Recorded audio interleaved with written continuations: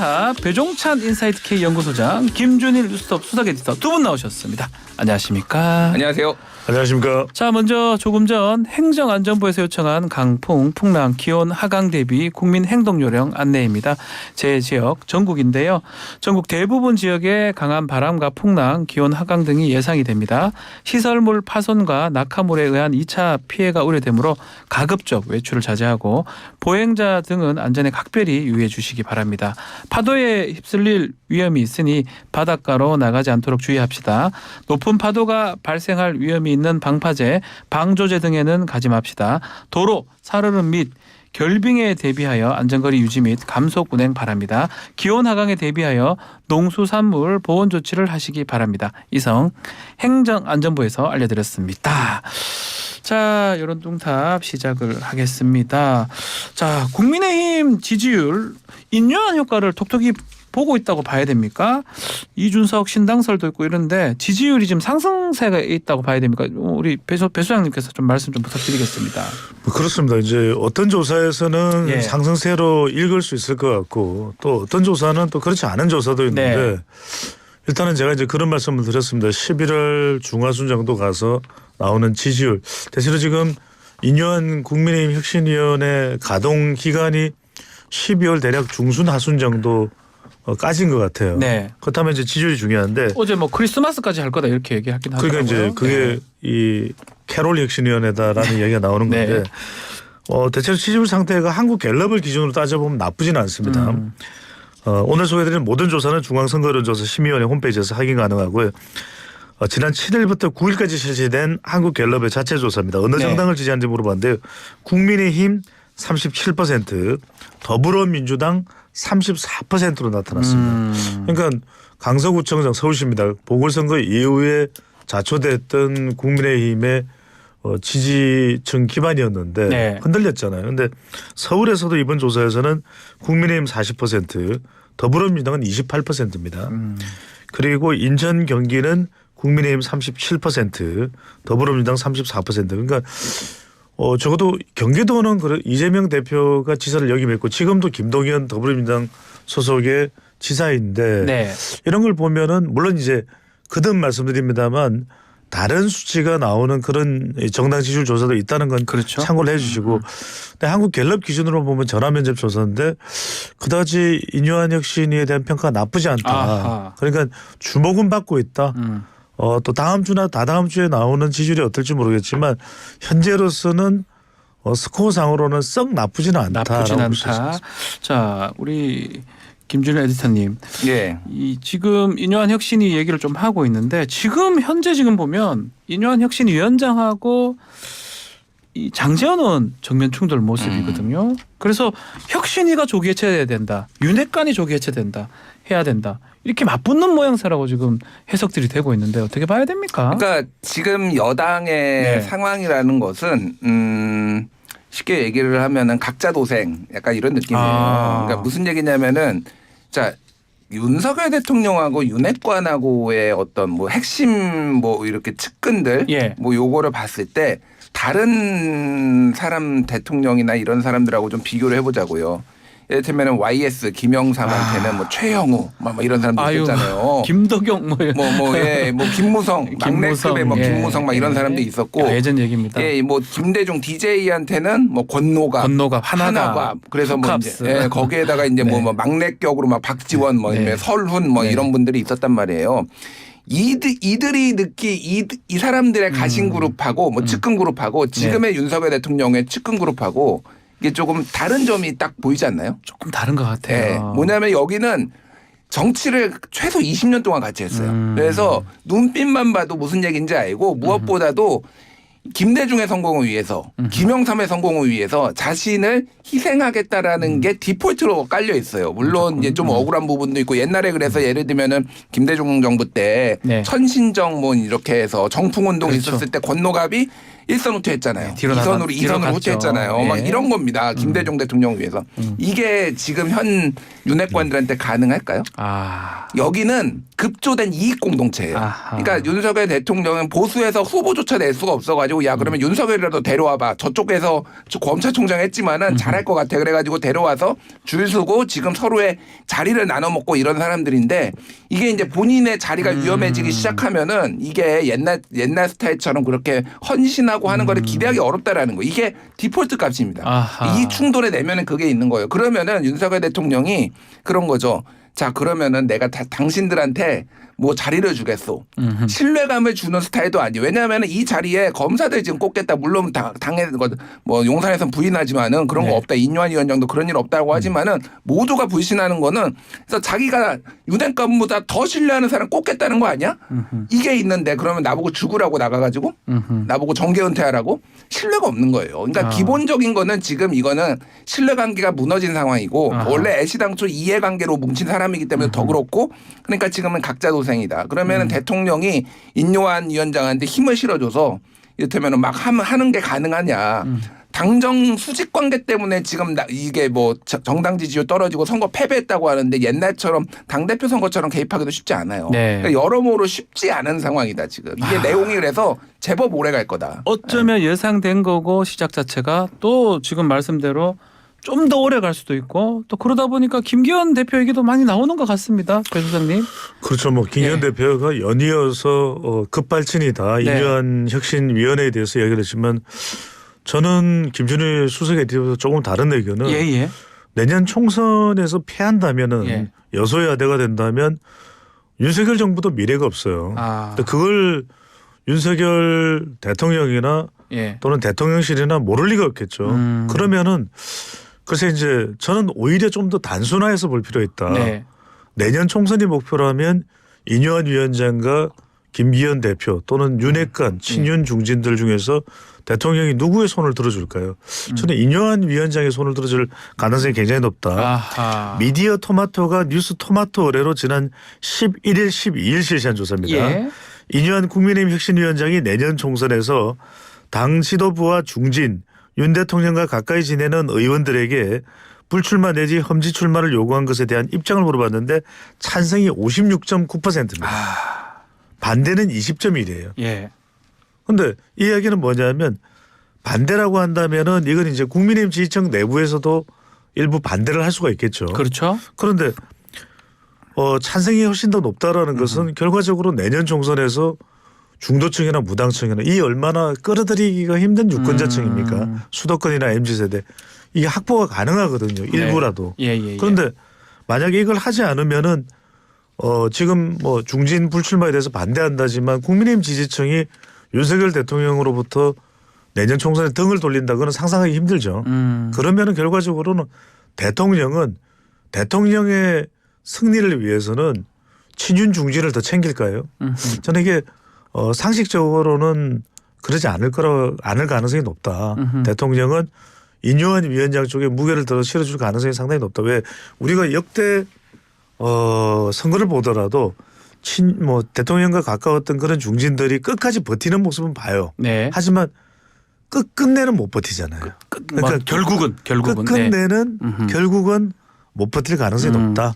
친윤 중진은. 네. 자 그렇다면 지금 이준석 전 대표 얘기를 한번 주목할 필요가 있을 것 같습니다. 자 뭐 김기현 대표라든지 윤핵관들 또 험지 출마 압박하고 김기현 대표 뭐 사퇴 얘기도 나오고 있고요. 한동훈 장관의 비대위원장 또 등판하기 위해서 카펫을 깐 거 아니냐 뭐 이런 얘기도 하고 있는데 이런 얘기는 우리가 어떻게 보면 좋습니까? 그러니까 지금 전체적으로 보면은 김기현 대표 체제가 유지되고 있지만은 인요한 위원장 혁신위와 지금 대립각을 세우면서 그런 모습입니다. 이게 네. 인요한 위원장 혁신위가 만약에 조기 종료를 하거나 네. 막 이렇게 되면은 김기현도 같이 체제도 물론 끝나는 거예요. 그러니까 그거를 알면서도 지금 이렇게 부딪힌다라는 거 오히려 주목을 할 필요가 있습니다. 그래서 배 소장님 말씀에 일리가 있지만은 그게 매끄럽게 자발적으로 그런 식으로 되기가 매우 힘든 구조다.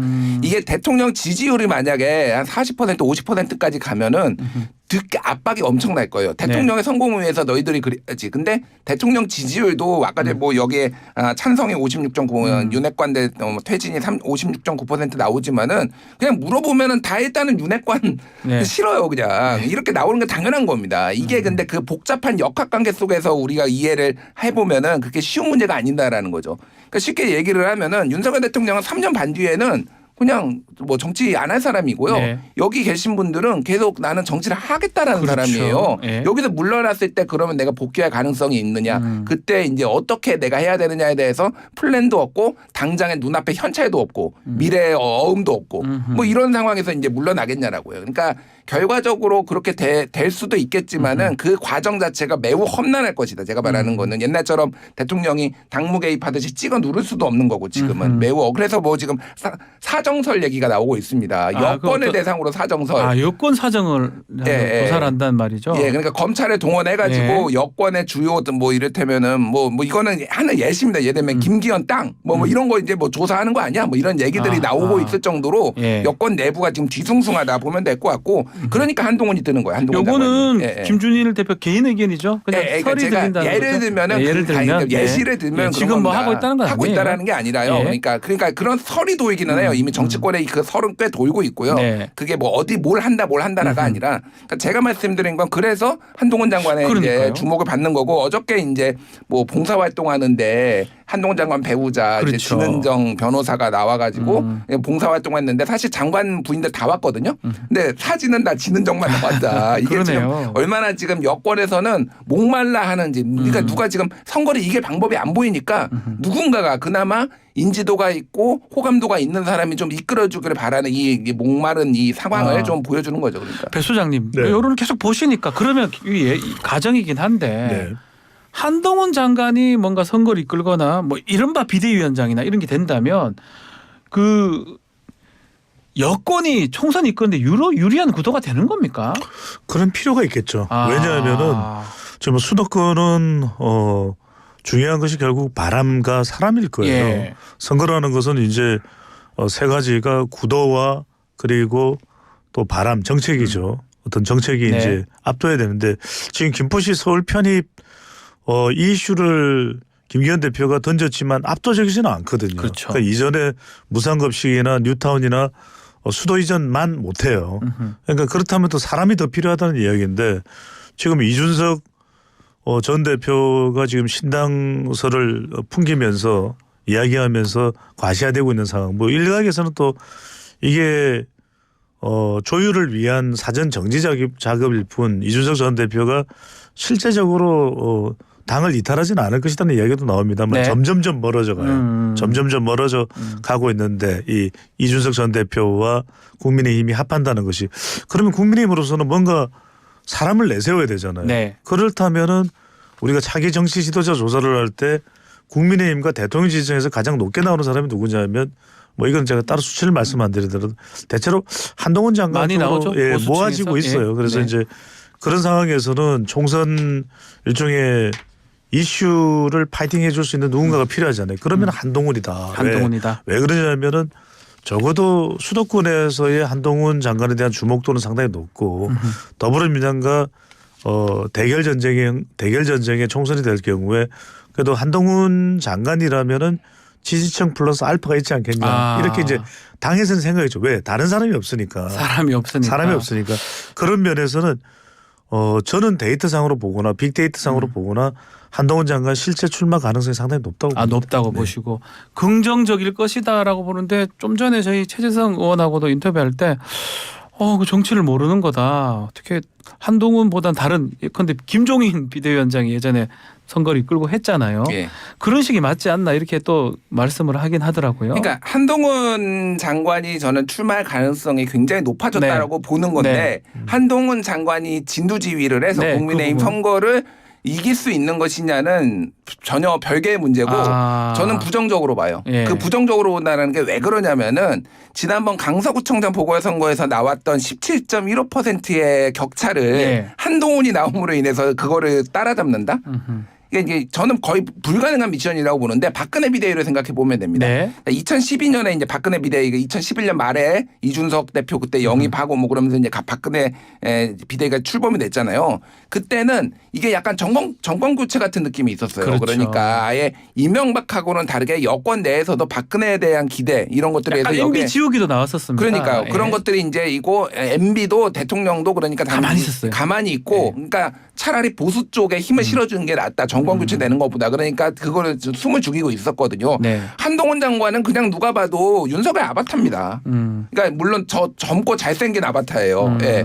한동훈 장관이 가장 중용된 사람 아닙니까? 근데 이게 차별이 되겠냐고요. 그러니까 물론 이 사람의 호감도 때문에 몇 퍼센트 포인트는 올라가겠죠. 그런데 이게 지금의 열세를 다 뒤집을 정도로는 아니다라는 거예요. 그러니까 최재성 정무수석도 그런 부분을 말씀드리니까 그렇죠. 예. 김종인을 다시 뭐 김종인 같은 사람을 데려와야 된다라는 게 뭔가 지금의 정책 기조나 국정 방향하고 다른 사람 이거를 상쇄할 수 있는 사람이 필요한데 그게 아니라는 이제 그런 말을 한 겁니다. 그런 네. 맥락이군요. 자, 이준석 신당 얘기도 했는데 이제는 상수가 된 겁니까? 변수입니까? 배정상님. 점점 이제 상수가 되어 간다고 봐야 이제는 되겠죠. 뭐 거의 됐- 이게 왜 예. 그러냐면은 이준석 전 대표에 대해서 뭐 신당 창당 관련된 조사 결과도 계속 나오고 네. 점점 이제 지지하고 있는 그러니까 이준석 전 대표를 지지하는 사람들이 다시 윤석열 대통령과 뭐 힘을 합하거나 또는 국민의힘과 또 다시 하나가 되거나 이런 상황에 대해서 잘 상상이 안 되는 것 같아요. 네. 그리고 국민의힘 내부에서도 상당히 이준석 전 대표에 대한 마음이 좀 떠나가고 있는 상황, 불쾌해지는 마음이 생기는 거겠죠. 네. 그러니까 이준석 전 대표도 언론에서 지금 한 뭐 국민의힘 현역도 함께할 수 있다. 또는 뭐 더불어민주당의 비명계도 함께할 가능성이 열어두고 있다. 대구 출마 또 광주에 출마할 수도 있다. 예. 이렇게 계속 이야기를 하고 있으니까 이런 이야기들이 쌓이고 쌓이면 사실상 합해지는 것 자체가 점점 힘들어지는 그런 상황이 또 연출될 가능성이 높다고 그렇게 봐야 되겠죠. 그 신당이 만들어지면 김종인 전 비대위원장은 TK 좀 기반 신당이 돼야 성공할 수 있다 이렇게 얘기를 하던데 두 분 보시기에는 이준석 신당의 밑그림은 어떻게 되는 겁니까? 또 대구에 뭐 출마하면 당선 가능성이 또 있는지 그것도 궁금해요. 그러니까 이거는 진짜로 사람들마다 뭐 정치 평론가마다 생각이 다 다른 것 같아요. 생각이 다른 게 당연한 예. 거예요. 예. 왜 생각이 다르냐면은 지금 도화지에 그림을 그리기 시작했는데 아. 이제 막 이제 크레파스 잡고 아니면 지금 연필 잡고 이제 예, 뭐 예, 그림 예. 그리기 시작한 거예요. 예. 그래서 이게 이준석을 중심으로 해서 경쾌한 그런 정당으로 갈 것이냐 아니면 이준석 유승민이 손을 잡아서 중도 보수 개혁 보수로 갈 것이냐 아니면은 예를 들면은 비명계까지 포함을 해서 이게 삼지대 빅텐트로 갈 엄청 것이냐. 큰 빅텐트로. 예. 이거에 따라서 결과도 다르고 이거에 대한 명분이 얼마나 국민들이 공감하느냐에 따라서 다 다른 거예요. 그러니까 이준석 신당에 대해서 제가 수치는 말씀드리지 않겠지만은 진폭이 좀 있어요. 10% 중반대부터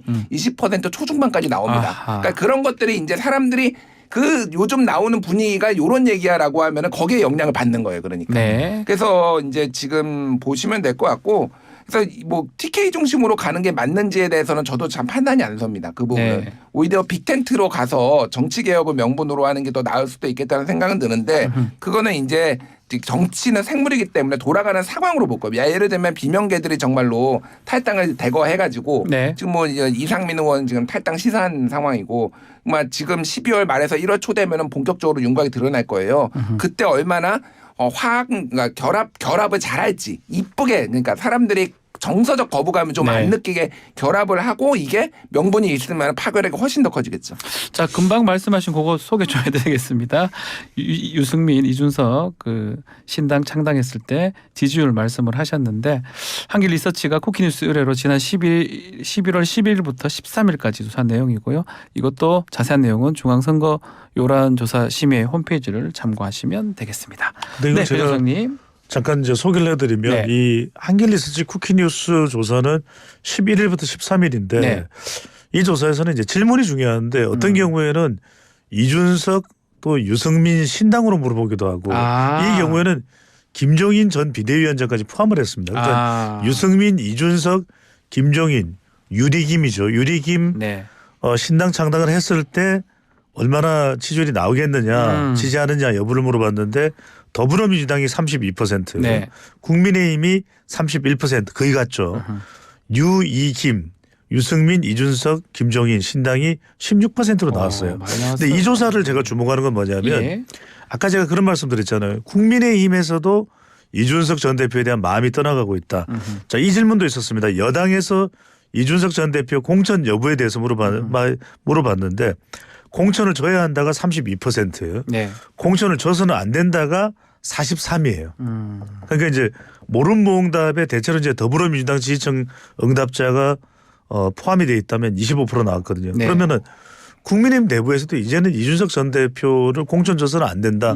마음이 떠나가고 있는 거예요. 그러니까 네. 이게 깊어지면 깊어질수록 나중에 시간이 지난 뒤에 합해도 합해진 게 아닙니다.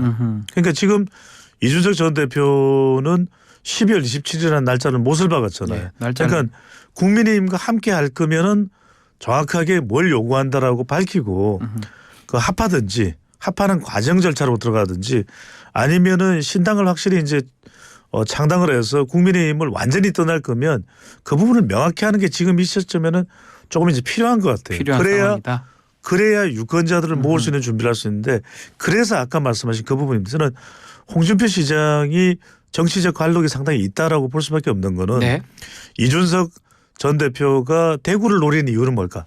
대구는 뭐냐 말 그대로 지금 모든 관심이 윤석열 대통령도 박근혜 전 대통령도 이준석 전 대표도 홍준표 시장 다 대구야. 대구에 있습니다. 심지어는 마음이 예.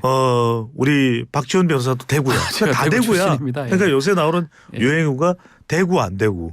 아이고 왜 그러십니까? 자제하겠습니다. 네. 이제 그 정도인데 그럼 이준석 전 대표가 뭐 대구 동구을에 유승민 전 의원의 네. 지역구 같은 대구 동구을에 출마한다고 해서 될 수 있냐 쉽지가 않아요. 그럼 왜 그럴까? 이게 성동격서 전략이에요. 아. 그러니까 힘든 줄 알면서 도전하면서 마치 2020년 총선에서 노무현 전 대통령이 부산 북광서를 두드렸던 것처럼 그때 허태열 박근혜 정부에서 초대 비서실장과 그렇죠. 맞붙었거든요. 예. 근데 그때 노무현 전 대통령이 한 이야기가 있어요. 힘들지만 노무현은 도전합니다. 그래서 이제 이준석 그게 이제 쌓여서 나중에 바보 노무현 대통령으로 이어졌거든요. 네. 이준석 대표도 그걸 노리고 있는 그걸 것 같아요. 노리고 있을 근데 것이다. 이제 전략적으로. 홍준표 시장이 예. 분명하게 얘기했죠. 아이고 말도 안 돼 이랬잖아요. 그죠? 그러면서 그건 95년도 자민련이 약신했던 것은 반 김영삼 전 대통령 PK 기반이죠. 신한국당. 그렇죠. 예. 그 정서도 있었고 그때는 박철원이 있었다는 거예요. 아하 박철원. 박철원이 네. 있었기 때문에 노태우 정권의 황태자죠. 박철원이 있었기 때문에 그것이 가능했던 일이고 대구에 기반을 두고 지금 이준석 신당에 이준석 정도 외에 대구에 뭐 없다는 누가 거죠. 있냐 없다. 유승민 전 의원 아니다. 그래서 이제 비례대표나 비례정당이나 신경 써라라는 이야기가 맞아 떨어지는 거죠. 자, 이준석 신당이 이제 여권 쪽이면 또 야권 쪽은 조국 신당 얘기가 계속 나오는데 우리 김준일 우리 에디터 보시기에 조국 신당선 어떻게 보십니까? 가능성이 있다고 봐야 됩니까? 아니면 조국 전 장관이 또 출마를 한다면 어떤 식으로 또 가능할지 어느 지역이 가능할지. 그러니까 조국 신당설은 아무래도 뭐 이준석 신당도 마찬가지지만 네. 은 조금 더 선거제도와 굉장히 아하. 강하게 이제 연동이 돼 있다. 예. 지금 현행 준연동형 비례대표제가 유지되면은 그 가능성은 상당히 높아지고요. 그게 아니라고 한다라면은 조금 가능성은 낮아지지만 저는 성공할 가능성을 배제할 수 없다라고 봅니다. 아 성공할 수도 있다. 예. 그러니까 그 성공이라는 게 예를 들면은 막 중도에서 예를 들면 30석 가져가고 뭐 이런 게 아니라 예. 자 이제 조국의 느낌은 뭐냐면은 민주당 지지자들 중에서도 더 강성인 사람들이 조국 신당을 지지할 가능성이 높아요. 네. 옛날에 열린민주당 같은 그렇죠. 느낌이잖아요. 예. 그러면 열린민주당이 몇 석 가져갔습니까? 3석 가져갔잖아요. 3석 했었죠. 네, 3석 가져갔잖아요. 그러니까 그 정도 규모는 가능할 것이다.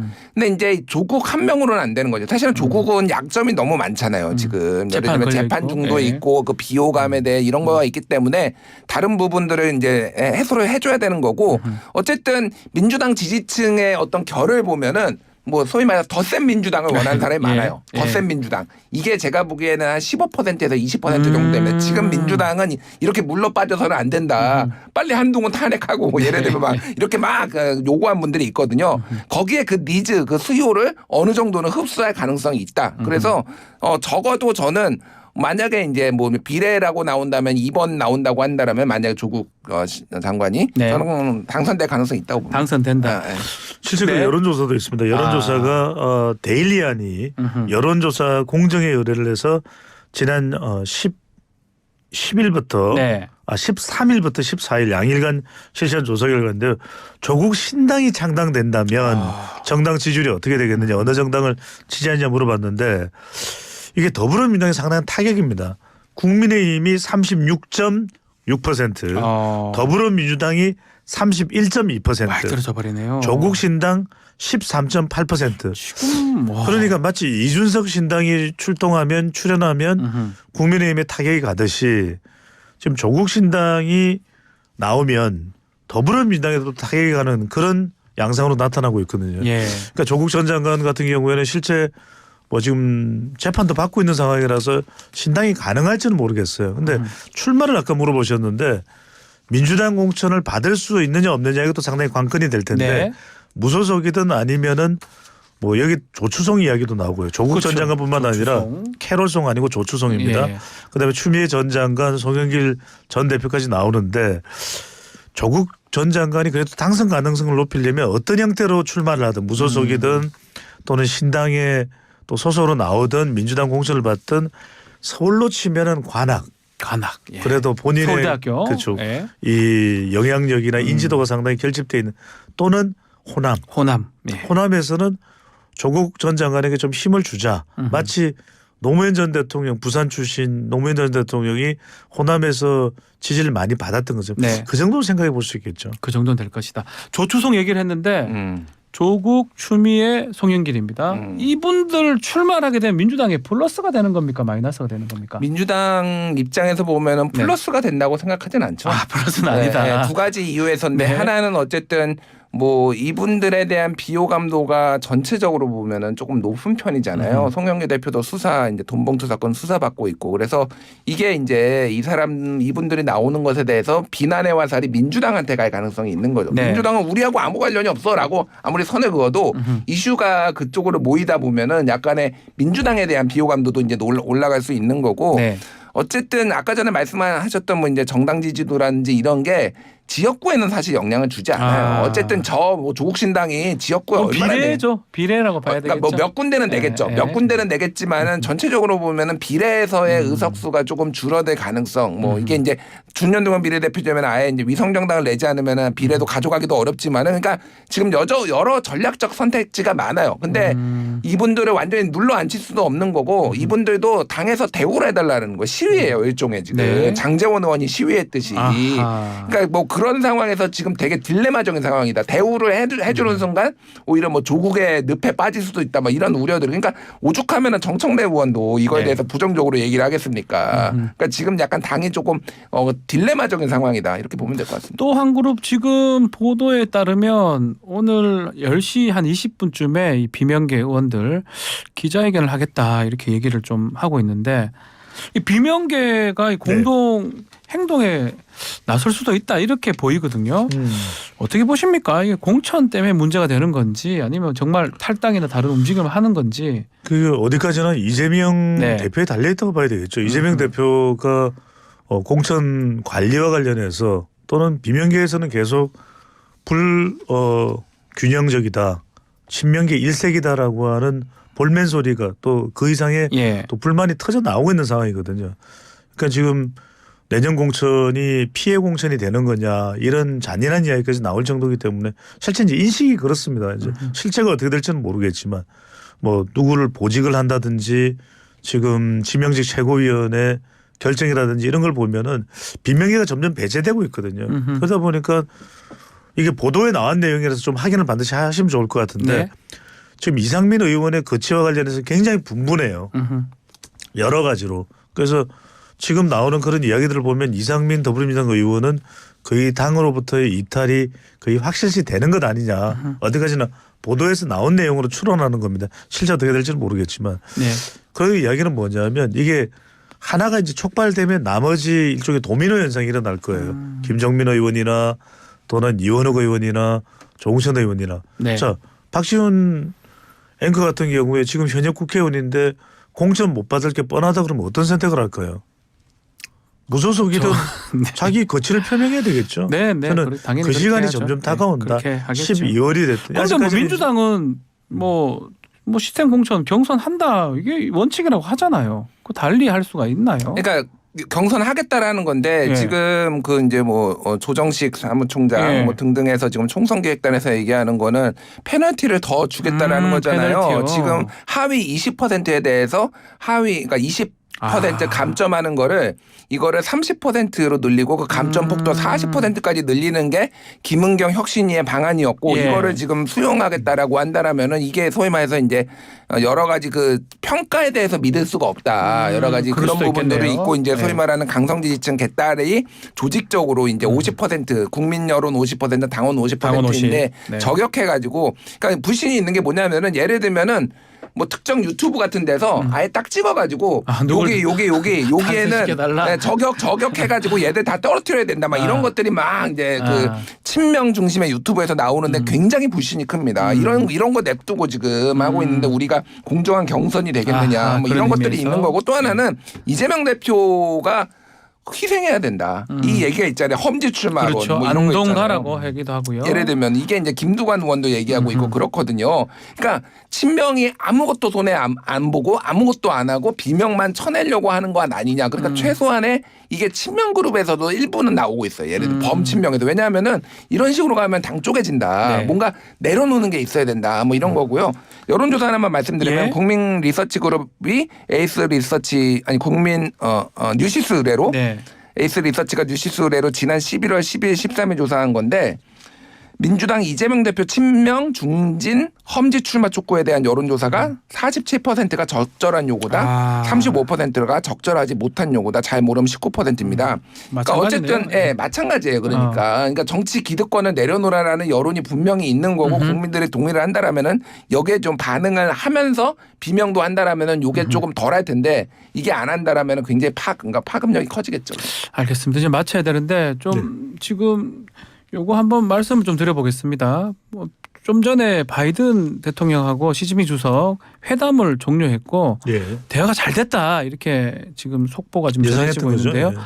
이게 앞으로 우리 한국어에 미치는 영향은 어떨까요? 크죠. 우리나라한테? 일단은 지금 미중 정상회담이 잘 됐다는 것은 네. 여러 가지 꼬였던 문제인데 첨단 기술이 뭐 중국에 이전된다든지 또는 펜타닐의 상당한 원료를 중국이 생산하는데 그 부분에 대해서 원천적으로 좀 중국이 차단해 달라는 것도 미국이 이제 요구할 가능성이 상당히 높았던 거고 예. 대만 문제도 민감한 문제거든요. 그렇죠. 그런데 그렇게 미중 관계가 꼬였던 게 상징적으로나마 풀린다 그러면 우리 한중 관계도 지금 시진핑 주석과의 회담이 이번에 성사될지 어떨지는 모르겠는데 샌프란시스코 현지에서 에이펙 지금 그렇죠. 갔죠? 우리로서는 그럼 기대감을 가질 수 있는 것이 중국에 묶여 있는 우리 산업도 그리고 한중 간의 이 경제 또 무역 관계가 그래도 그동안 긴장 관계에서 조금 해소될 거예요. 해소가 될 것이다. 우리 경제에 조금이라도 탄력이 붙어줄 수 있다.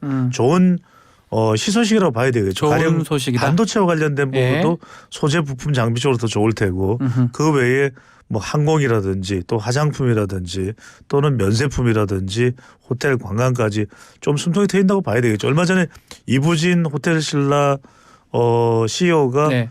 이 한국 방문의 추진에 이제 위원장을 맡고 있는데 내년에 한 2천만 명 정도 방문자 숫자를 예정하고 있고 그게 중국이 차지하는 비중이 막대하다고 가장 봐야겠죠. 크겠죠. 알겠습니다. 자, 시간이 다 돼서 여론동답 오늘 여기서 마무리를 하겠습니다. 김준일, 배종남 소장 두 분 감사합니다. 감사합니다. 고맙습니다.